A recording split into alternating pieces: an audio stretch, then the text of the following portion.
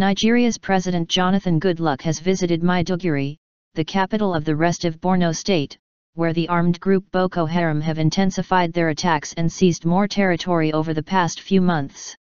Jonathan's visit to the northeast region on Thursday comes weeks before the presidential polls in which he is seeking re-election. It is his first trip since a state of emergency was imposed in May last year. His office said in a statement that the president met with troops involved in fighting the group as part of his surprise visit. The deadly violence has spiked in recent months, with Nigerian military struggling to corner the armed group, which has vowed to establish an Islamic state in the country's northeast.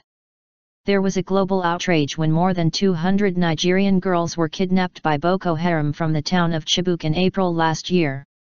Nigeria's leader has come under fierce criticism for his failure to crush the armed group. Over 13,000 people have been killed in the violence since 2009.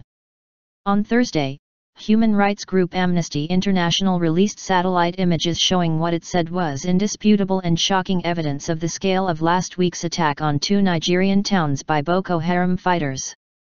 Al Jazeera's Ahmed Idris, reporting from Abuja, said most people saw Jonathan's trip as simply a political one. Since the Chibuk kidnapping, and even before that, there were massacres and violence, and he didn't make the trip there. With elections coming up, he knew that if the opposition had gone before him, it would have been disastrous, our correspondent said. Working very hard. The president also visited hundreds of civilians who are staying in a camp in Maiduguri after fleeing Baga, a town in Borno, after Boko Haram fighters overran an army base there and slaughtered civilians.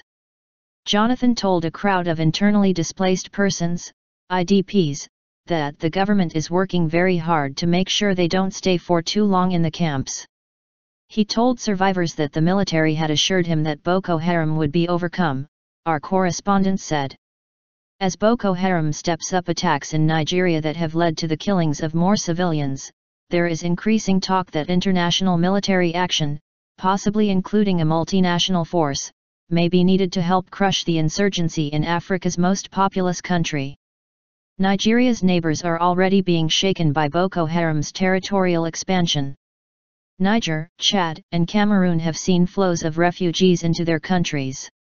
On Thursday, Cameroon's President Paul Biya announced that Chad will send troops to aid his country's army fight Boko Haram fighters from Nigeria, a government spokesman said.